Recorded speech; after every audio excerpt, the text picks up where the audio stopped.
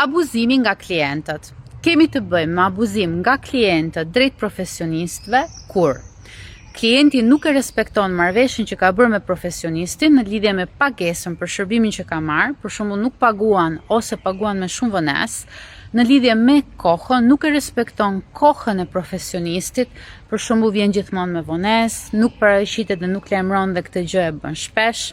Në lidhje me kufitë e profesionistit, klienti i shkel kufitë e profesionistit duke për shembull i shkruar orar pa orar, edhe jashtë orarit zyrtar, duke bërë kërkesa të papërshtatshme.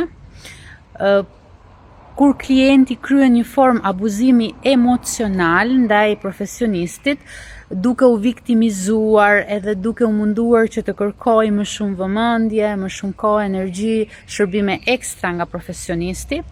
Kur klienti bën një abuzim verbal duke ofenduar, kritikuar, zvogëluar profesionistin, kur klienti ja hedh të gjithë përgjegjësinë e ndryshimit, transformimit të tij profesionistit, duke mos e marrë përgjegjësinë e vetes e jetës së tij, duke mos i bërë gjërat që profesionisti i thot dhe i këshillon, dhe duke mohuar kontributin e profesionistit në lidhje me jetën e tij edhe kontratën që ata kanë bërë, marrëveshjen që ata kanë bërë së bashku.